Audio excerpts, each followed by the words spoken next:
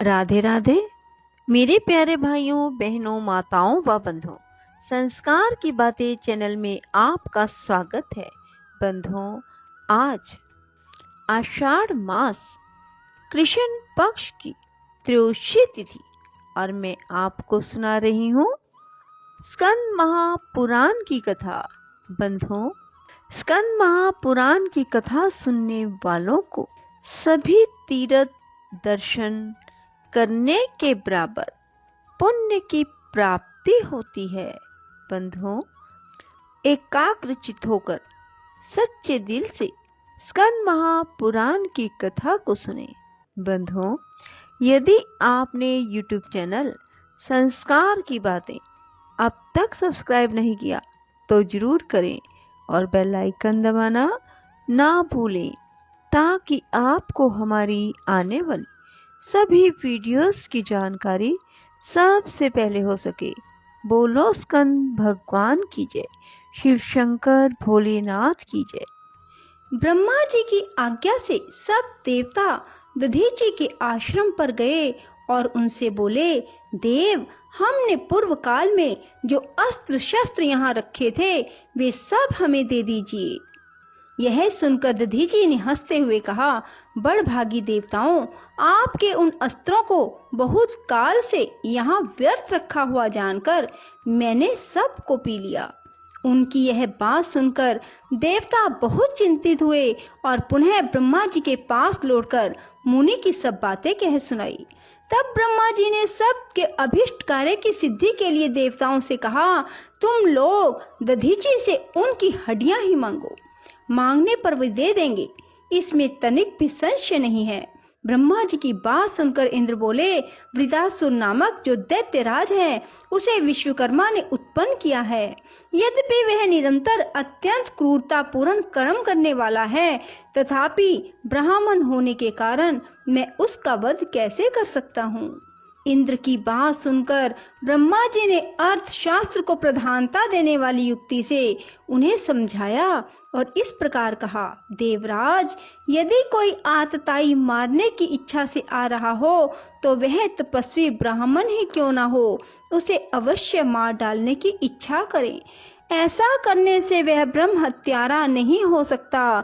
भगवान, दधीची के वश से निश्चय ही मेरा पतन हो जाएगा।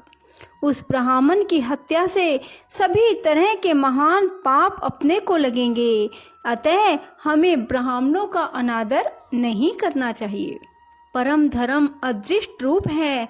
विज्ञ पुरुष को उचित है कि वह श्रेष्ठ विधि के अनुसार मनोयोग पूर्वक उस धर्म का पालन करे। इंद्र के निष्प्रिय वचन सुनकर ब्रह्मा जी बोले, देवेंद्र, तुम अपनी बुद्धि के अनुसार वर्ताव करो और शीघ्र ही दधीची के पास जाओ। कार्य की गुरुता को दृष्टि में रखकर दधीची की हड्डियां मांगो।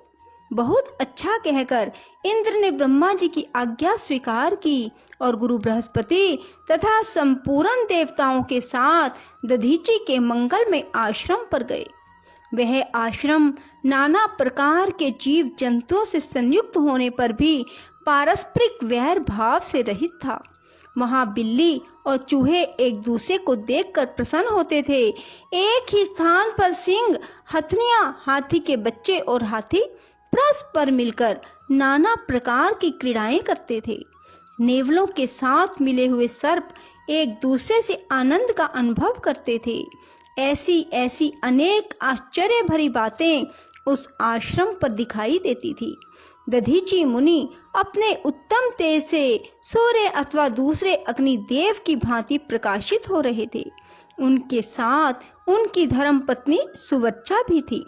जैसे सावित्री के साथ ब्रह्मा जी शोभा पाते हैं, उसी प्रकार वे मुनि श्रेष्ठ दधीची भी अपनी धर्म पत्नी के साथ सुशोभित थे। संपूर्ण देवताओं ने मुनि का दर्शन करके उन्हें प्रणाम किया और इस प्रकार कहा, मुने, हमें पहले से ही विदित है कि आप तीनों लोकों में सबसे बड़े देवता हैं। देवताओं की यह बात सुनकर मुनि श्रेष्ठ दधीची बोले, श्रेष्ठ देवगण, आप लोग जिस काम के लिए आए हैं उसे बताएं। आपकी मांगी हुई वस्तु मैं अवश्य दूंगा। इसमें संदेह नहीं है। मेरी बात कभी मिथ्या नहीं होती। तब अपना स्वाद सिद्ध करने की इच्छा वाले सब देवता एक साथ बोले, ब्राह्मण, हम लोग भयभीत होकर आपके दर्शन की अभिलाषा से यहाँ आए हैं। उनकी ये बातें सुनकर दधीची ने कहा, बताइए आप लोगों के लिए क्या देना है। यूं कहकर महर्षि ने अपनी पत्नी को आश्रम के भीतर भेज दिया। तदंतर देवता बोले, विप्रवर, आप अपने शरीर की हड्डियां हमें अर्पित करें जिनसे दैत्यों का संहार हो। महर्षि ने कहा, मैंने हड्डियां आपको दे दी। तब देवता बोले, भगवान, आपके जीते जी इन हड्डियों को हम कैसे प्राप्त कर सकते हैं। ब्रह्म ऋषि ने हंसकर उत्तर दिया, बस क्षण भर खड़े रहिए, मैं अभी अपना शरीर त्याग देता हूँ। ऐसा कहकर दधीची ने समाधि लगा ली। उस परम समाधि के द्वारा अपना शरीर त्याग कर वे तत्काल उस ब्रह्म धाम में चले गए, जहाँ से फिर इस संसार में लौटना नहीं पड़ता। इस प्रकार भगवान शंकर के प्रिय भगत मुनिवर दधीची परोपकार के लिए शरीर त्याग कर ब्रह्म पद को प्राप्त हुए। लोमश जी कहते हैं, इसके बाद महर्षि दधीच को ब्रह्मलीन हुआ देख इंद्र ने सुरभि को बुलाकर कहा, तुम दधीची के शरीर को चाटो। बहुत अच्छा कहकर सुरभि ने तत्काल दधीची के शरीर को चाटना आरंभ किया। उसने सब ओर से चाटकर उस शरीर को मांस रहित कर दिया। तब देवताओं ने वे हड्डियां ले ली और उनके शस्त्र बनाए। उनकी पीठ की हड्डी से वज्र बना और सिर से ब्रह्मशिर नामक अस्त्र तैयार किया गया। ऋषि के शरीर की जो और भी बहुत सी हड्डियां थी, उन्हें भी उस समय देवताओं ने ग्रहण कर लिया। इस प्रकार अस्त्रों शस्त्रों का निर्माण करके महान बल पराक्रम से संपन्न हुए देवता वृदासुर को मारने के लिए उद्यत हो बड़ी उतावली के साथ स्वर्गलोक में गए।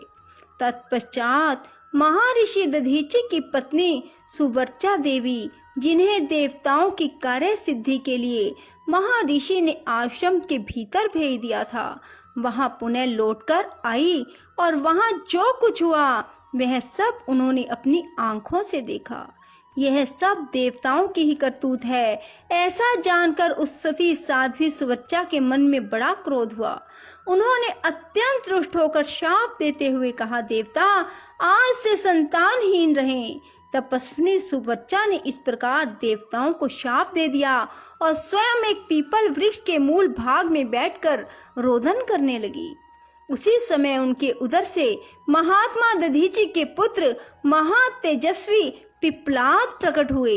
माता सुवर्चा प्यासी आंखों से पुत्र पिप्पलाद की ओर देखती हुई हंसकर बोली, महाभाग, तुम दीर्घ काल तक इस वृक्ष के समीप ही रहना।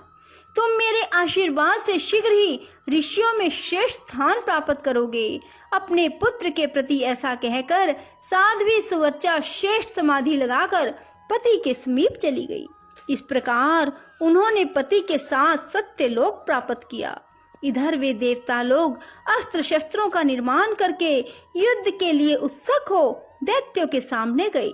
इंद्र आदि देवता महान बल और पराक्रम से युक्त थे। वे गुरु बृहस्पति को आगे करके भूमि पर आकर मध्य देश में ठहरे। इन सब के पास बड़े उत्तम शस्त्र थे। इंद्र आदि देवताओं को आया हुआ सुनकर महातेजस्वी वृतासुर दैत्य वृंद के साथ उनके समीप गया। महेंद्र ने उस सम्रांगण में महादैत्य वृतासुर को देखा। देवताओं और दानवों का एक दूसरे की ओर दृष्टिपात बड़ा अद्भुत था। उनमें वैर भाव बहुत बड़ा हुआ था। वे एक दूसरे को मार डालने की इच्छा से अत्यंत क्रोध में भरकर अद्भुत स्वर से गर्जना करने लगे। देवताओं और दानवों के उस युद्ध में बजाए जाने वाले भयानक बाजे बड़ी गंभीर ध्वनि में सुनाई देते थे। उस युद्ध में समस्त चराचर जगत महान भय के कारण अचेत हो गया। उस समय नमुची नामक दैत्य इंद्र के साथ युद्ध करने लगा। देवराज इंद्र ने बड़े वेग से उस दैत्य पर वज्र का प्रहार किया, परंतु वज्र के आघात से भी नमुची का एक रोम भी न टूट सका। तब इंद्र ने नमुची पर गदा मारी किंतु वह गदा भी चूर चूर हो गई। यह देख इंद्र ने एक बहुत बड़े शूल से उस दैत्य पर प्रहार किया। नमुची के अंग का स्पर्श होते ही उस शूल के सैकड़ों टुकड़े हो गए। इसी प्रकार नमुची ने हंसते हुए अनेक प्रकार के शस्त्रों से देवताओं को मारा, परंतु इंद्र पर प्रहार नहीं किया। उस समय इंद्र मौन होकर बड़ी भारी चिंता में डूब गए।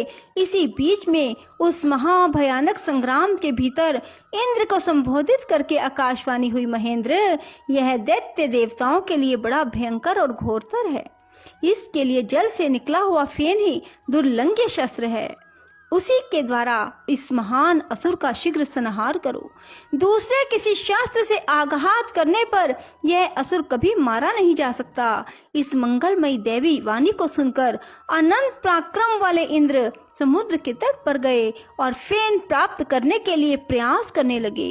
इंद्र को समुद्र तट पर आया हुआ देख नमुची क्रोध से मूर्छित हो उठा और शूल से आघात करके उन्हें कटु वचन सुनाने लगा। तब इंद्र ने भी क्रोध में भरकर अद्भुत फेन ग्रहण किया और उस फेन का प्रहार करके महादैत्य नमुची को मार गिराया। इस प्रकार नमुची के मारे जाने पर सब देवता और ऋषि साधुवाद देते हुए इंद्र के प्रति सम्मान प्रकट करने लगे। बोलो श्री कृष्ण भगवान की जय, भोलेनाथ की जय, हर हर महादेव। राधे राधे, जय श्री कृष्णा। बंधुओं, यदि आपको हमारी वीडियो पसंद आए तो इसे लाइक करें, शेयर भी जरूर करें। धन्यवाद।